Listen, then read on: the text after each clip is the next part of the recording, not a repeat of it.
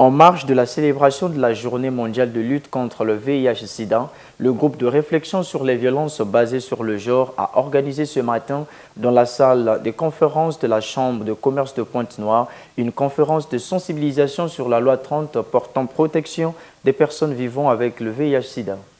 Présentation des types de violences liées à la sérologie, présentation de la loi 30 du 3 juin 2011 portant lutte contre le VIH et le sida, et la protection des droits des personnes vivant avec le VIH, sensibilisation sur la prévention du VIH et sur la prévention de la transmission mère-enfant, autant de thématiques abordées au cours de cette conférence de sensibilisation organisée par le groupe de réflexion basé sur le genre en marge de la célébration de la Journée mondiale de lutte contre le VIH-Sida le 1er décembre de chaque année.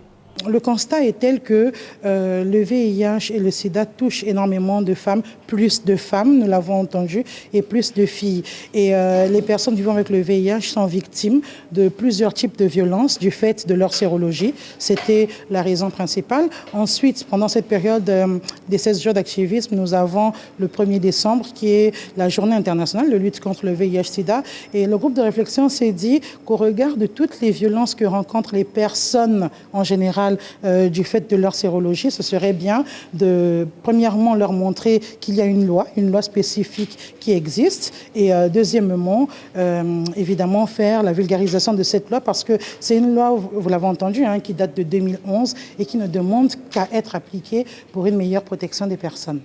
Cette plateforme entend élargir sa chaîne de sensibilisation pour que les droits et devoirs des personnes vivant avec le VIH-Sida soient largement connus.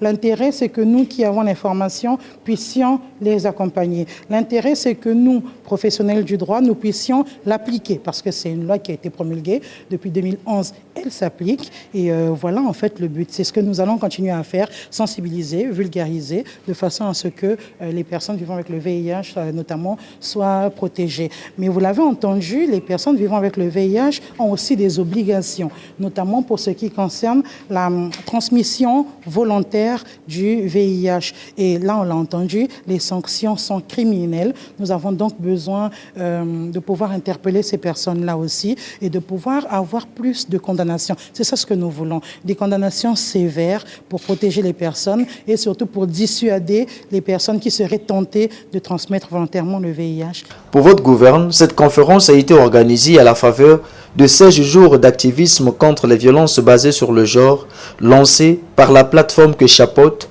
Jessica Valérie Mamoni Goma le 25 novembre dernier et dont les rideaux tomberont le 10 décembre prochain.